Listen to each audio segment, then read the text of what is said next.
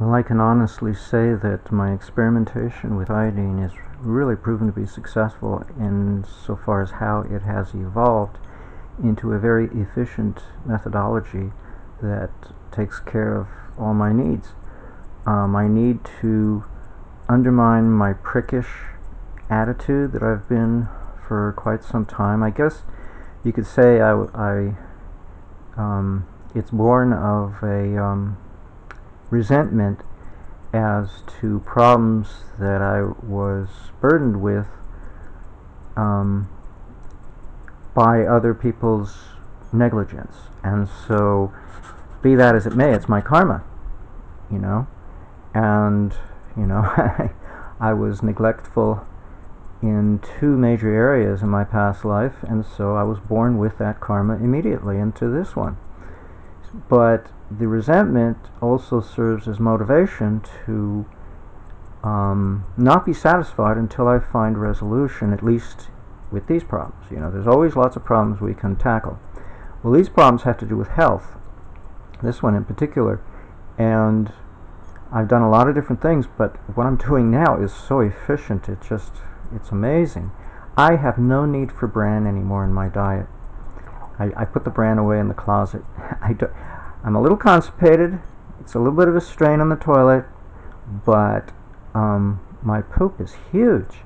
I mean, with a little help from massaging the rectum and squatting on the toilet, it is huge. And I don't have this pent-up pressure and an inability to poop. It's just difficult. But it's not, I'm not incapacitated that I can't poop. You know, that's a horrible a style of constipation. But this is milder. But the poops are huge. And that shows also that my colon is resolving its issue, and that is to relieve itself. And tiny little poops is hardly a relief. But what I've learned a few things. So I've doubled my dosage of digestive aid. So with every meal, I take one 25,000 IU international unit capsule of vitamin A. I believe it's retinol palmitate. So it's a vegetarian mixture.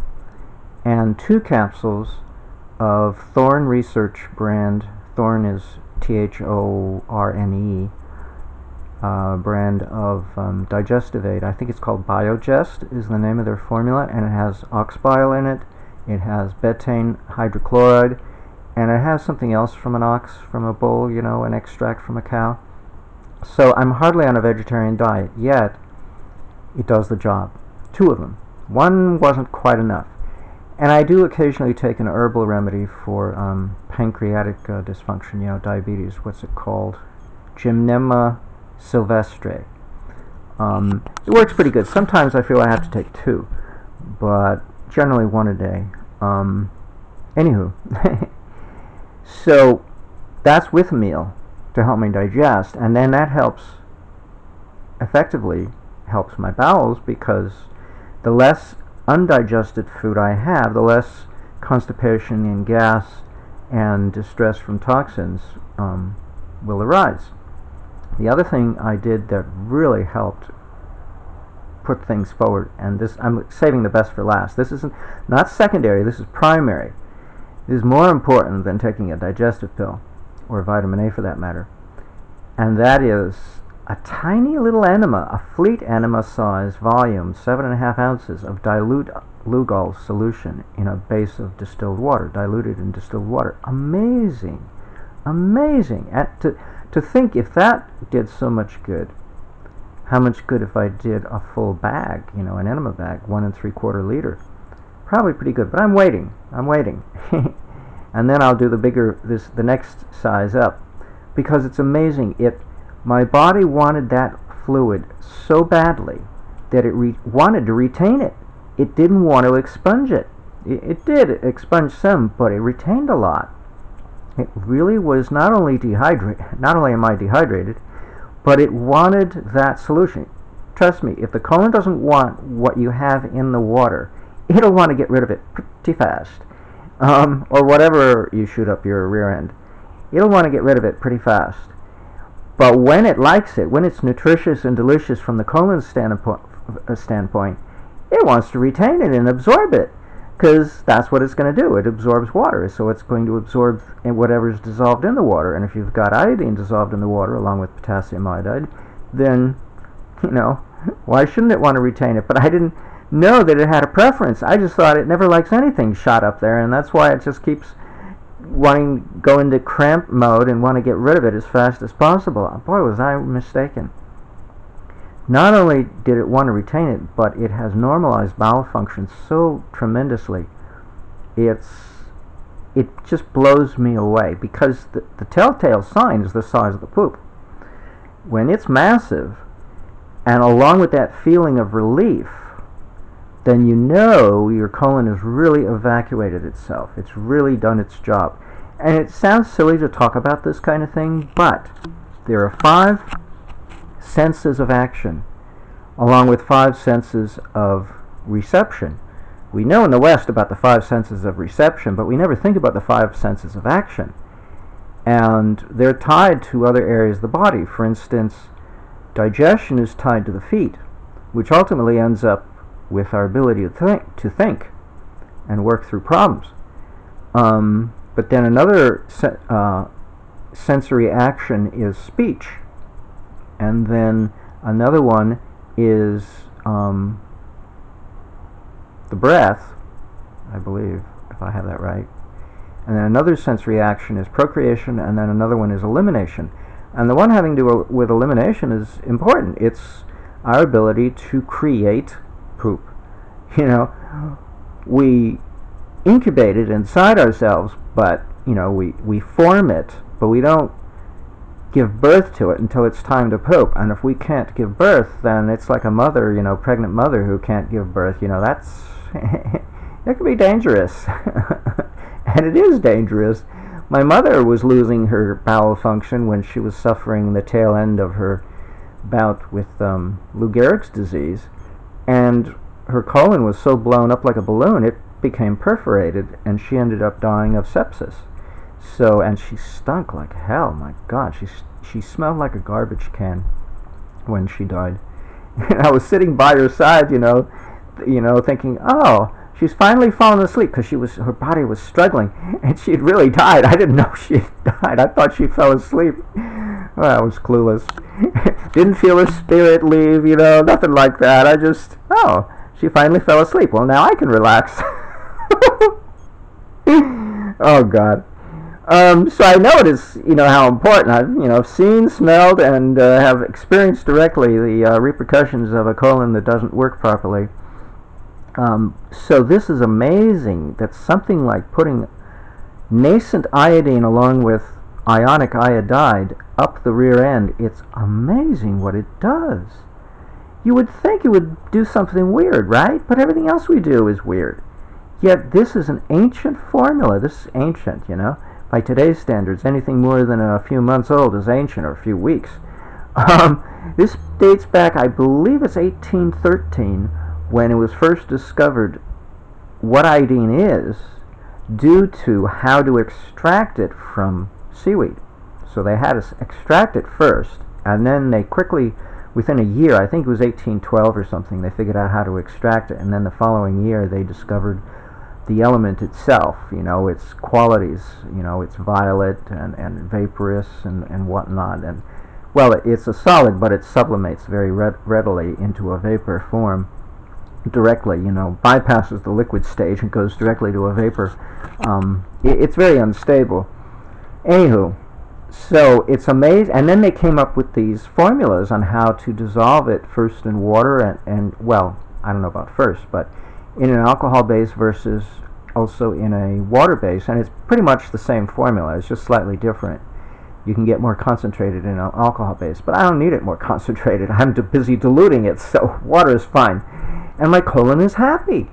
It responds so well. I'm truly impressed. I really am. I never thought an enema, a small enema, could be so effective. It boggles my brain. So, the reason why I'm not painting my toenails with strong iodine anymore isn't merely because it's an alcohol. That's partly true.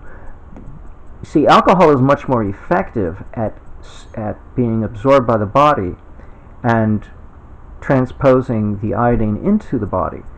Yet it's so effective, it's a little too effective for the purpose that I was putting it to. The ends of my toes, the last digit, was actually swollen. Every single one of them was swollen. So it was irritating. It was too much. Okay, a little bit, but irritation, and linger for days because it impregnated the last digit of each toe. So I thought, okay, there's something, I'm a little overdoing it here. It was, fun at first, but it's had its fling. I needed to find a methodology that I could keep up on a regular basis. There was a movie around 1980 when I came out of college and went back home to the parents. Cable was all the rage, cable TV, and so there was this movie on, I think it was British made, and the title literally was, "Can You Keep It Up for a Week?" And it was all about this guy. Somebody made a bet with his friends, his boyfriends, can you have a one-night stand on a constant basis for one whole week? And I think it was more than one woman per day. He was being burdened. It was quite a burden. And it was kind of a ridiculous, goofy movie, but that was the title, "Can You Keep It Up for a Week?" And it's so applicable in general as it is. It's very, very telling when we do health or spiritual practices or whatever. Can you keep it up? Is it cost effective? Is it convenient? Is it painless, relatively, tolerably painless?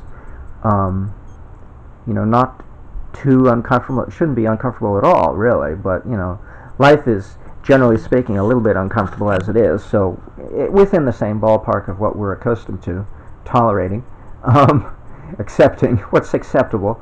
I strain at the computer when I'm working, right? So that's a certain amount of effort and strain and discomfort. So my bowels shouldn't be any worse than that. And that's about what this protocol is. It's less strenuous than the amount of work I put in front of the computer. And the benefit just keeps going. It's just, wow, this is like, when's it going to end? And I'll have to do another enema.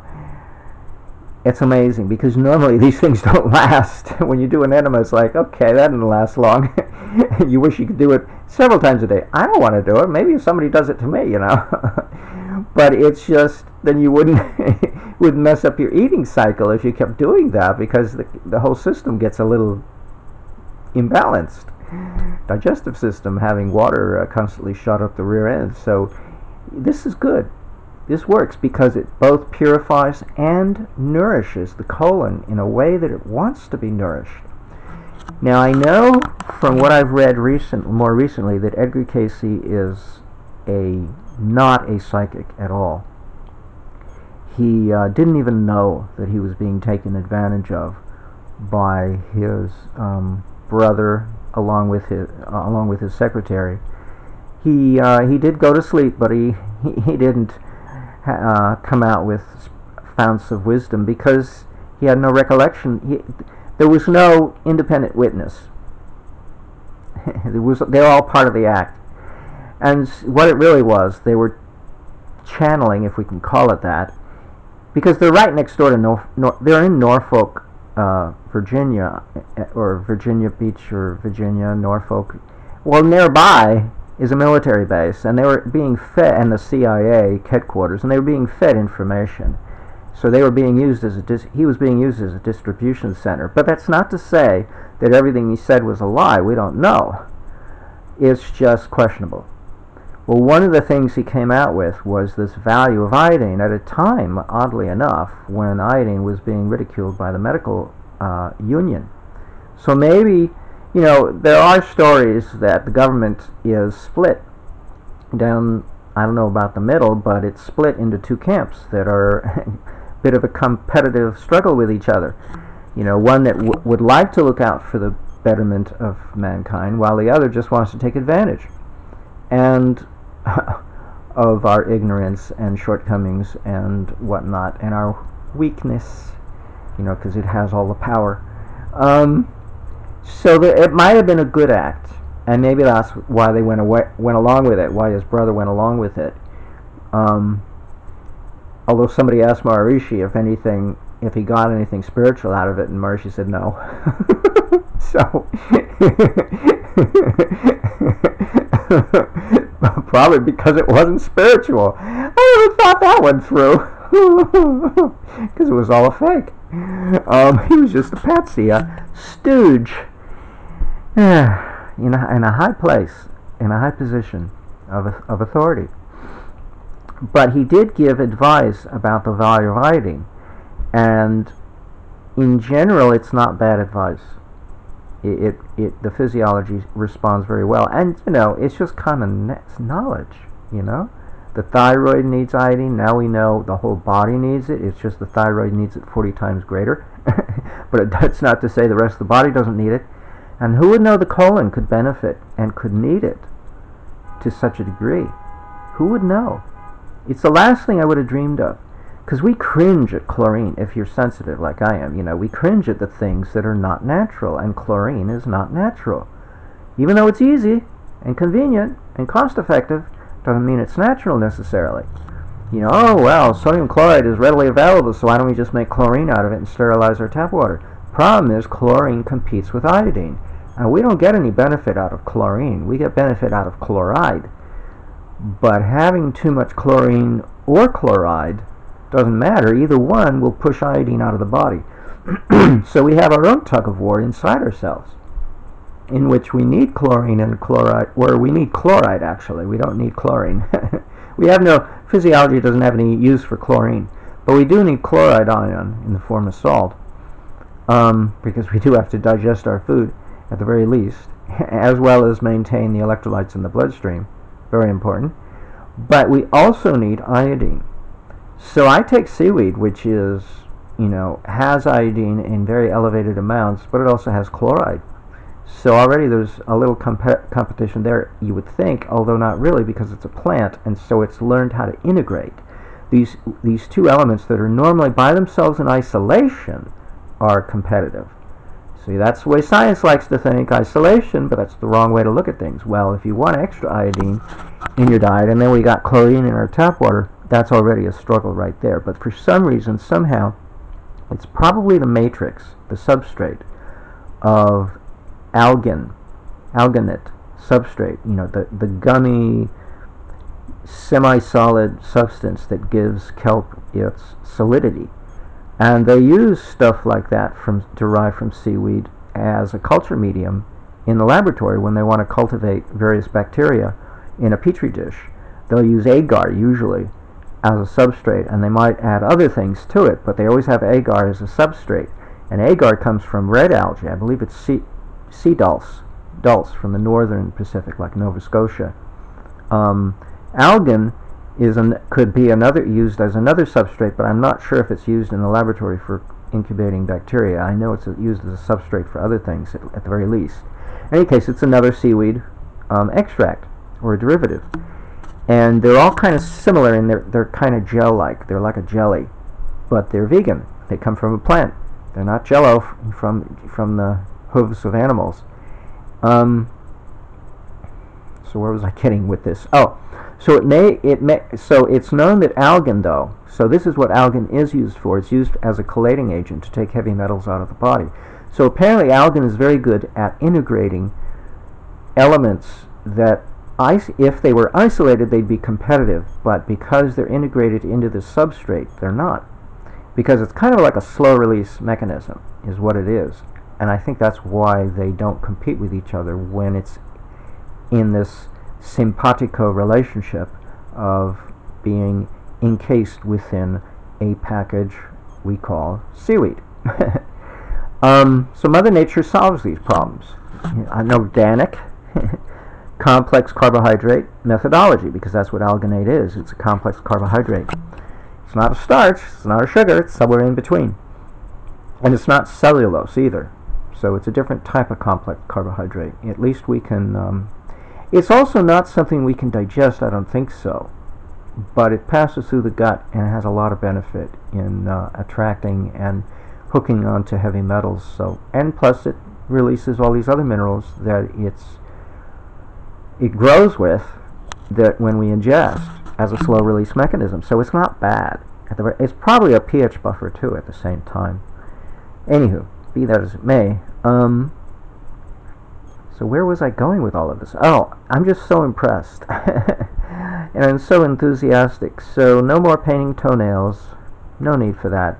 Because it all arises from the, or drops out of, descends from the colon. It's the colon where the yeast strands begin. And then they just go out, tunnel through the gut wall and go into the, create irritable, no, they create, what's it called? Oh, it's an allergy-like condition in which you become hypersensitive to things because of a microporation of the intestinal wall. And when I first heard about this around 1980, again, they didn't really know the cause. They just knew that that was what was happening. Leaky gut syndrome. So you get large molecules, food molecules, that leak into the bloodstream from the intestinal tract, and it causes an autoimmune response. So you become sensitive to that food, even though you're not allergic to it. It's just you're getting it in your bloodstream when you're not supposed to. Well, it's because you've got perforation on the size of really tiny, microscopic size, but due to yeast, strands of yeast tunneling through the wall, creating that opening, and not just an opening, but a channel, a conduit. They become a conduit for these substances because they feed on them. And so they just liberate it from the gut, and it goes into the body, and then of course it would dirtify. I want to say dirtify. The opposite of cleanly. It would mess up the cleanliness of the blood and the whole tissue system, as it is, the lymphatic system for that matter, becomes ripe with candida because it's being fed all these sugars that it's not supposed to receive. It's supposed to be the sewage system of the cells of the body, and the cells of the body are not supposed to dump sugar. So where's it coming from? It's coming from the gut. Leaky gut syndrome. It's leaking into the lymphatic system from a leaky gut. Irrespective of whether or not the bloodstream has sugar and a high sugar content that it's not supposed to have. It's all about the value, because the lymphatic fluid is the liquid portion of the blood, so it's going to have some sugar content, but how much does it have? And if the gut is leaking any, it's going to have too much, just by that factor alone, contributing factor alone. Whether or not the cells are, the pancreas is doing its job of keeping things moderate, it may not be responding. Maybe its job is to respond, and maybe it responds in the opposite fashion. That would be pretty bad if it does that. I wonder. I don't know. I'm just speculating here. Sometimes our mistakes, our body and our mind goes in the direction opposite to the way it should be going in before it corrects itself, if it corrects itself at all. So it's amazing what iodine does, and it might be sealing up these holes, because it is an astringent action, iodine. It has a bit of an astringency to it, but it's more than that, of course. It raises the cellular consciousness so that cells wake up to do their job, instead of being slack and slothful. And a colon that can operate efficiently, and an intestinal tract for that matter, it shows that my intestines are doing their job too. But I'm helping, taking digestive aid, but this enema really started the ball rolling. It was a big kick. I could feel the difference, because I had already been taking the digestive aid, 1 pill, not 2, and it was doing some good, but nothing like in addition to this contributing factor that really improved things even further. So it's a big deal. This is a big deal, and it's elemental. It has nothing to do with being a vegan or not a vegan. It crosses the barrier reef between the two because it transcends both. It's elemental. It's getting down to the atomic level of ions and nascent atoms that are not ionic, that are charged, nascent ions versus charged ions. Let's put it that way. Nascent means, I think it implies without a charge, at least without an ionic charge. Anyway, so this is really fascinating, to put it mildly. Something so simple, it's truly amazing. I don't know what else to say. I'm repeating myself. Okay, I better shut off and go do something else. I might as well mention I take far less calcium supplementation than I used to. I only took it because I would always get cramps in my colon, and I don't seem to be getting those cramps anymore. I still take magnesium. I put magnesium carbonate in my bread recipe when I make bread leavened with Rochelle salt, you know, a double-acting 1 part baking soda, 3 parts cream of tartar. So I also put in extra carbonate in the form of magnesium carbonate. I don't put a whole lot, but I'm not, for the most part, you know, I still take potassium iodide, I still take kelp capsules, but I don't seem to need to take calcium, and that's very interesting. You know, I was only doing it for that one reason. I wasn't doing it because I thought I needed calcium necessarily, but it seemed to work. It was the only, for years, it was the only cure or management protocol I could think of that I knew about that worked, that helped put off or subdue irritable bowel syndrome, basically. But it's amazing. This works even better. This iodine treatment is amazing. It just goes to show you that the cramping was due to the fact that my colon was not operating properly. It was like going in reverse at the same time as moving things forward, or preventing going forwards, cinching up, you know, like tightening. Whatever it was doing was fighting itself, and that's why I would get the cramps. And so I couldn't pass gas. I have to pass gas because I produce gas all the time. So if I don't pass it, it hurts. And it was getting bottlenecked. The little gas bubbles were getting bottlenecked, and that would be where the cramping would arise from. So I guess you could say, in a way, I'm not producing that much gas, and that seems to be the case sometimes. It depends. It varies. But it's not intrinsic anymore, and I think that's the difference. In other words, it's not arising from the walls of the colon having poop residue, residual poop, residing stuck to the walls of the colon. And that's where the gas comes from, because it's old poop. It's not even recent poop. I think that's what's happened. It's, for some reason, the colon has managed to divest itself of that sticky element of poop. And it always has reminded me of what something Charlie Lutz would say, the glamour of matter. It's sticky. It has a sticky quality, and it sticks to the individual. It sticks to the mind. It may be that this is a cleansing action in more ways than I had thought previously. It may be relieving the colon of that adherence of old poop so that it doesn't stay there. And thus, when the poop moves through the colon, it truly moves and doesn't leave something behind of itself, or as much, so that it's all moving instead of just a certain percentage of it, which might explain why the poops have been so big. My bowel, you know, when I go to the bathroom, instead of just tiny, thin little things, you know, it's like a wimpy colon. No more of that. It's a robust colon doing its job. Still a little bit on the hard side, but it's a vast improvement over what it was. So it shows that the colon is not dying on me. You know, the colon has to be functional, and that's one of the side effects of the antifreeze poison, is my colon became shut down to a large degree. So it's actually waking up. That's a good sign. A very good sign. I don't know if you can see that clearly or not, but it's a shallow pool of water in my bathtub, cold water, in which it's lost some of its color. I had put in some iodine, Lugols, straight. I poured it in until it had a nice brown tint. Now it's a little yellow because I got in it and then took a sponge bath with a washcloth to cool off, to save me money so I don't have to run the AC. And it was very refreshing. and it left me, you know, nice and iodine smell all over my body.